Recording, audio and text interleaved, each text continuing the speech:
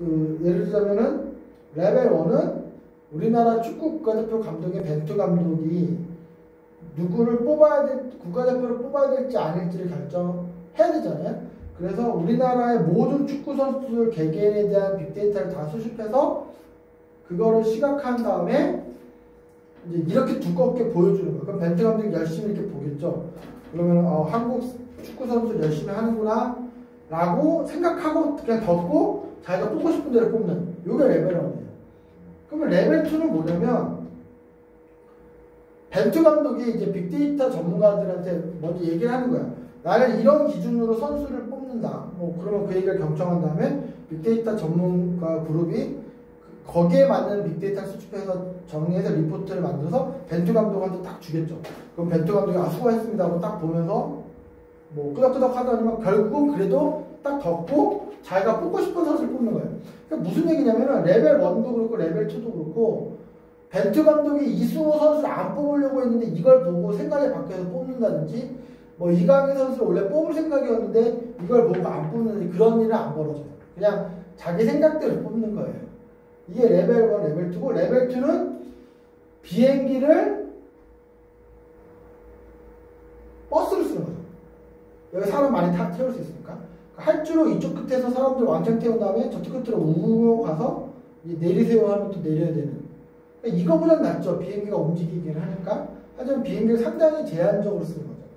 레벨 3가 돼야 빅데이터를 정말 제대로 쓰는데 이 레벨 3는 뭐냐면 수집된 빅데이터를 사람의 판단력으로 분석하는 게 아니라 인공지능을 이용해서 분석해서 머신러닝 또는 딥러닝 이렇게 될 텐데 결과를 내는.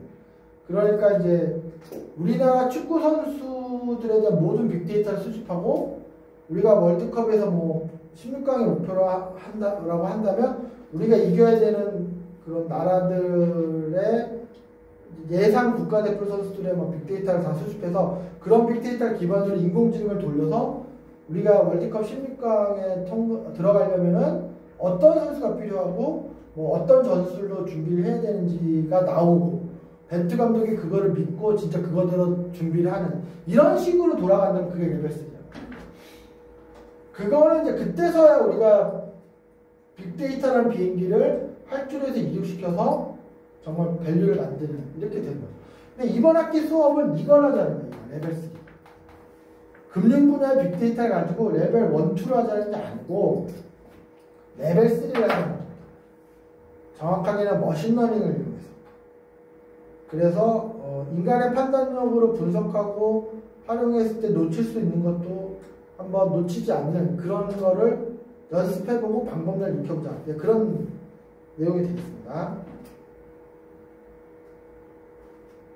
자, 그럼 이제 요 얘기만 드리면 이제 될 것 같은데, 금융 분야의 빅데이터를 수집해서 우리가 인공지능으로 분석하는 또는 인공지능으로 우리가 원하는 걸 예측하는 이런 일들을 이제 한 학기 내내 할 텐데 크게 세 가지 말씀드렸잖아요. 지금 첫 번째는 수요와의 변동, 공급의 변동을 기반으로 AI가 우리가 원하는 걸 예측하는 이제 이건 지금 사례입니다. 지금 여기 말씀드린 거 뭐냐면은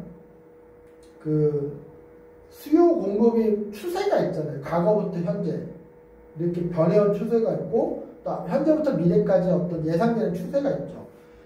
그런 추세를 기반으로 수요를 예측할 수가 있고 공급을 예측할 수 있는 것이고 수요와 공급을 가지고 가격을 예측한다든지 부족한 재화를 우리가 어느 정도 될지 판단한다든지 우리가 추가로 공급해야 되는 물량이 어느 정도 예측한다 이런 일을 할 수가 있는 거죠. 그러니까 이거는 이제 어떤 프로젝트였냐면은 우리가 이제 지방 출장 다니실 때 기차 타고 KTX나 SRT를 타고 다니시는 분들도 계실 텐데 아마 이런 경우가 있을 거예요. 그러니까 천안에서 대전으로 가는 구간이 있잖아요. 그걸 모바일 앱 같은 걸 예매하려고 들어가 보시면 벌써 매진이야 이런 경우가 있죠. 근데 서울에서 부산으로 가겠다고 예매를 하면 또 매진이 아니에요. 이게 어떤 경우냐면 예를 들어서 기차 티켓이에요. 그러니까 실제 그 기차는 일주일 뒤에 뭐 서울역을 출발해서 부산까지 가는 거죠. 그럼 일주일 전부터 예매를 만약에 받는데 그 코레일이나 XRT 입장에서는 일주일 전에 예매를 받을 때 그 전체 좌석이 한 100개라고 칠게요. 근데 일주일 전에 천안에서 출발해서 대전으로 가는 표를 먼저 다 팔아버리면 구간이 끊기는 거죠. 그러니까 서울에서 출발해서 부산까지 가는 사람은 표를 못 끊는 거예요. 왜냐면 천안 대전 구간에 모든 사람들이 좌석을 앉아야 되니까. 코레일이나 SRT 입장에서 손해죠. 그 기간은 서울역에서 출발해서 부산역까지 가는 사람으로 깍깍 채우는 게 제일 좋아요. 그래야 빈자리가 없고 수익이 극대화될 테니까.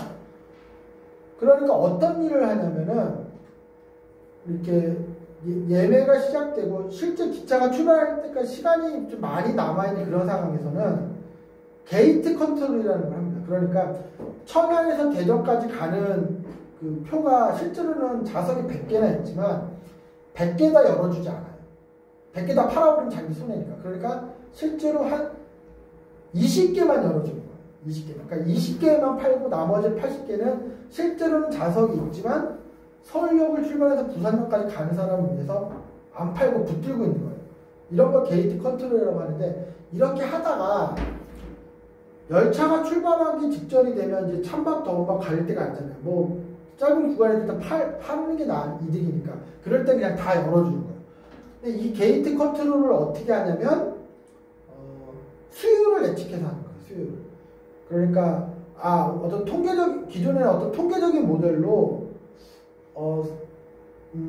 서울역에서 출발해서 부산까지 가는 사람이 한 50명은 될 것 같다. 그러면 그 자리를 남겨놓고 나머지 좌석 가지고 천안에서 대전 가는 사람들한테 예매를 해준다든지 이런 식으로 수요를 예측하는.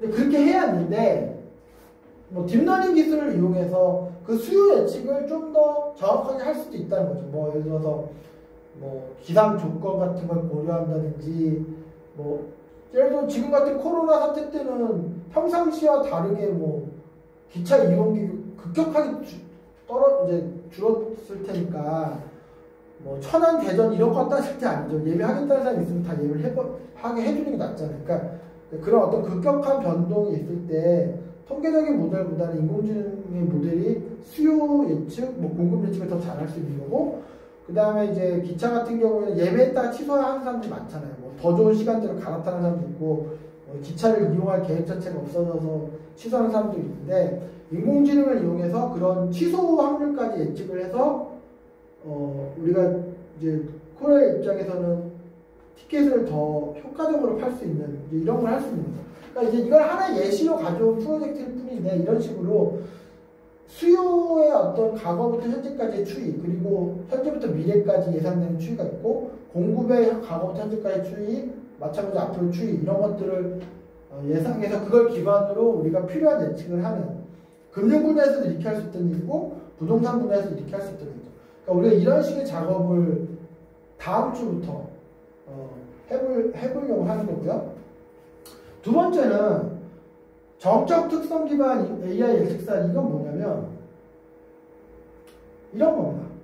지금 우리가 그 기업의 부도 확률을 예측하는 모델이 금융기관마다 있잖아요. 그게 있으셔야 부도 확률이 높은 데는 뭐 대출을 거절할 수가 있고, 부도 확률이 낮은 데는 뭐 대출 승인도 하고, 뭐 이자율도 거기에 맞게 조정하실 수 있고, 되게 중요한 얘기잖아요. 근데 이제 이런 거죠. 그러니까 이런 식의 모델은 큰 뼈대는 뭐냐면, 사실 뭐 네덜란드에 의해서 주식회사 제도가 만들어진 이후에 뭐 전 세계적으로 셀 수 없이 많은 주식회사가 만들어졌다 없어졌다 이제 그런 흥망성쇠를 겪고 있는데,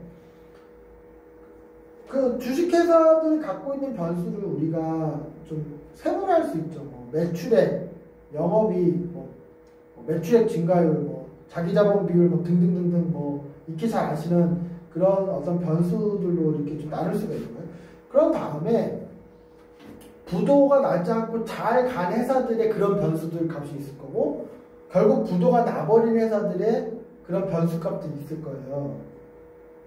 근데 그런 변수 값들은 뭐 물론 이것도 1년, 2년 지나면 매 바뀌고 뭐 한 달, 두 달 지나면 바뀌는 거지만 어떤 시점에서 보면 그래도 어느 정도 유지되는 값이에요. 그러니까 뭐 매출액이 뭐 삼성전자가 뭐 수백조 하던 게 그 다음에는 갑자기 뭐 1조 원 밑으로 떨어지고 그런 건 아니잖아요. 그러니까 어느 정도 추세를 가져가고 뭐 종업원 수가 뭐 갑자기 뭐 반으로 좀 그렇게 되지는 않기 때문에 어느 정도 우리가 이제 정적인 레인지를 가지고 있다고 볼 수 있는 거죠. 그런 값을 기반으로 부도가 안 난 회사들은 그런 정적인 변수들이 이런 레인지에 있었고 부도가 난 회사들은 이런 레인지에 있었다는 걸 우리가 수집한 다음에 그런 사례를 기반으로 통계적인 모델을 만들고 그 통계 모델로 뭐 신용보증 기관이나 뭐 기술 평가하는 기관에서 그 통계적인 모델을 돌려보시면 기업의 부도 확률을 예측하실 수가 있고 또 사후 관리를 해보면 그 예측이 어느 정도 맞았는 시점을 판단할 수가 있죠. 그러니까 이거는 이제 통계적인 방법을 이용해서 기업의 부도 확률을 예측한 것인데 근간은 그런 정적인 변수. 그러니까 우리가 뭐 보험 사기일 가능성을 판단했을 때도 보험 사기를 저질렀던 사람들이 우리한테 보여주는 변수값들이 있고 그런 어떤 정상적인 고객들이 보여주는 변수값이 있잖아요. 그러니까 그런 차이를 이용해서 상당히 잘 맞추셨을 겁니다. 이제 그런 일이라는 거죠. 이건 이제 통계적인 방법을 이용해서 한 거고 이건 이제 머신러닝의 한 기법인 이건 뭐냐면 서포트 벡터 머신이라는 거예요. 그러니까 부도가 난 기업들의 군집이 있고 이쪽이죠. 부도가 난 기업들의 군집이 있고 부도가 나지 않은 기업들의 군집이 있는데 이걸 정확하게 분류하는 선을 이거 벡터죠 어떻게 보면 이걸 찾아내는 거를 머신러닝이 스스로 하는 거예요. 그래서 결과적으로 이 선 밑에 있으면 부도가 아니고 이 선 위면은 부도고 뭐 이런 식으로 활용할 수 있는데 이것도 큰 근간을 앞에서 설명드린 것 같아요. 다만 통계적인 방법이 아니고 머신러닝을 이용해서 했다는 것 뿐이고요.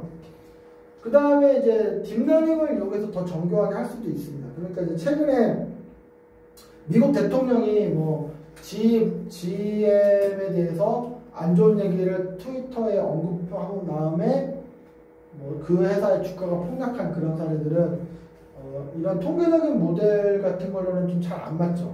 상당히 좀 예외적이고 특별한 일이니까. 뭐 전염병 때문에 막 주가가 요동치고 하는 것도 기존의 통계 모델이 전염병 변수를 많이 고려하지 않았다면 많이 놓칠 수가 있어요. 근데 이제 딥러닝의 장점은 그런 좀 비정형 데이터, 그러니까 우리가 좀 인포메이션을 생각하지 않은 그런 데이터도 잘 좀 이렇게 놓치지 않고 반영해서 필요한 분석과 예측을 할 수 있다는 그런 장점이 있어요. 근데 어쨌든 이것도 근본 원리는 뭐냐면 뭐 이런 거죠. 부도가 나지 않은 회사들에 대한 SNS 평판이나 언급은 이랬고 결국은 망했거나 부도가 난 회사들에 대한 SNS상에서의 언급이나 평판이 이랬다라는 그런 차이를 이용해서 이것도 모델을 만든 거예요. 그러니까 뭐 대통령이 이렇게 언급한 회사들은 부도 단위 없이 잘 갔는데 대통령이 이렇게 언급한 회사들은 하여튼 문제가 되더라. 그러면 이제 그런 차이도 반영하는 거죠. 이것도 마찬가지로 어쨌든 정적인 변수를 기반으로 작업을 하는 겁니다. 이제 마지막으로 이 부분이 어렵고 사실 이게 된다면 밸류가 큰 건데 다이나믹한 특성, 그러니까 동적인 특성을 우리가 활용해서 그걸 기반으로 AI가 어떤 예측을 하거나 분석을 하는 이런 거죠. 그러니까 이거는 이제 어떤 사례냐면 우리가 이제 유동인구 데이터가 상당히 다이나믹하잖아요. 그러니까 예를 들어서 뭐 신사동 가로수길에 유동인구가 상당히 많았다가 어느 시점부터는 뭐 유동인구의 수도 줄고 그 다음 유동인구의 구성도 급변할 수가 있죠. 그러니까 지금처럼 뭐 코로나 사태가 되면 대학로에 있는 유동인구들의 어떤 수라든지 구성 비율, 뭐 남녀, 뭐 나이대별, 내국인, 외국인 이런 비율도 아주 급변을 합니다. 그러니까 상당히 다이나믹한 변수란 거죠. 그러니까 예를 들자면 유동인구라고 하는 값이. 근데 우리가 그냥 대학로 가로수길의 어떤 정적인 변수들만 보고 우리가 어떤 예측을 한다고 하면 상당히 벗어나는 예측을 할 수밖에 없다는 거예요. 근데 뭐 유동인구의 변화라든가 뭐 소비 성향의 변화랄까 뭐 이런 것들은 상당히 급변하는 변수고 지난 한 달 동안 어떤 값을 보여줬다고 해서 내일도 꼭 그렇다는 보장이 없는 뭐 그런 식의 변수들. 그러니까 상당히 이런 이제 동적인 성향이 큰 변수들인데 이런 걸 이용해서 우리가 이제 인공지능이 어떤 분석을 하거나 원하는 일을 할 수가 있는데 지금 이제 어떤 사례냐면 우리가 이제 한 8억 개 정도 되는 유동인구 빅데이터를 딥러닝으로 분석해서 신규 매장의 손님 수를 2% 오차로 예측한 사례예요. 그러니까 이번 학기 수업에는 이런 수준까지 같이 하기는 어렵고요. 그러니까 근데 이거는 이제 그건 있어요. 우리가 아무리 훌륭한 선수도 항상 홈런을 치는 게 아닌 것처럼 다이나믹한 특성을 가지고 있는 변수를 가지고 우리가 이제 인공지능으로 어떤 분석을 예측을 했다고 해서 뭐 항상 이런 수준의 결과가 나오는 건 애석하기는 아니긴 합니다. 근데 우리가 어쨌든 이런 방법이 있다는 것도 이번 학기에서 말씀드리고자 합니다. 자, 정리하면 지난 1교시 때 재소개 드렸고 이 수업을 들으시는 분들의 관심사와 이 수업의 바라는 바를 좀 경청하기 위한 과정을 거쳤고 한 학기 수업 계획을 말씀드렸고요. 이어서 2교시 때는 이번 학기 수업 계획과 관련된 어떤 기본적인 이론 그리고 뭐 우리가 한 학기 내내 결국은 이런 일을 하는 거니까요. 수요 공급 변동 기반 AI 예측, 정적 특성 기반 AI 예측, 동적 특성 기반 AI 예측 이렇게 이런 식의 일들을 할 거고 이거랑도 필요한 세부적인 것도 알려드리게 될 텐데 요거에 대해서 좀 사례 위주로 지금 말씀을 드렸습니다. 자, 그러면 이로써 이제 1주차 수업은 끝이 났고요. Y색의 질문 답변 게시판에 글을 3월 22일 밤 12시까지 남겨주셔야 수업을 제가 들은 걸로 보고 출석 반영할 테니 이거 놓치지 않고 좀 챙겨주시면 좋겠습니다. 자, 그러면 다음 주에 뵙겠습니다.